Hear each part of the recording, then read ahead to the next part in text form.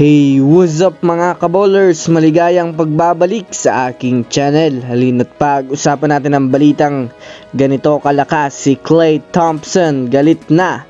At ang balitang LeBron James di na kailangan ng Lakers. Tara na't pag-usapan natin yan dito sa Basketball Hotshots.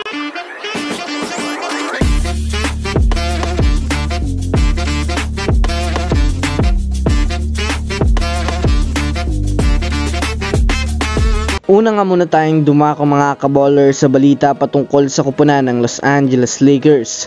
Matapos nga pong manalo mga kabowlers ang kupunan ng Lakers kanina kontra sa kupunan ng Milwaukee Bucks ay marami na naman nga sa ngayon ang mga nagtitrending na issue na kesyo mas mainam pa nga daw na mawala na lang si LeBron James sa Lakers. Ito ay dahil na rin mga kabowlers sa mayroon lamang silang 55% winning percentage kapag nandyan si LeBron James, ngunit kapag wala nga ito mga kabowlers ay mayroon nga po silang 60% winning percentage.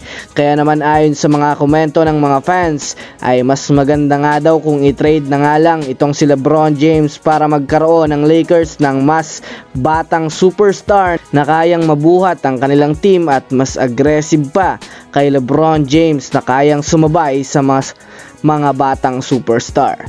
Kung susumadayan nyo natin mga kabowlers, kayang-kaya pa naman nga po makipagsabay ni LeBron James. Nagkakataon lang na nag-step up ang ilan sa kanilang mga role players dahil wala nga itong si LeBron. Kaya lilinawin ko lang nga po mga kabowlers sa mga fans ay malaki pa rin nga po ang role nitong si LeBron James sa Lakers dahil siya nga po talaga ang main offense ng Lakers dahil sa pagiging veterano nito. Samantala, dito naman tayo dumako mga kabowlers sa balita patungkol sa kupunan ng Golden State Warriors.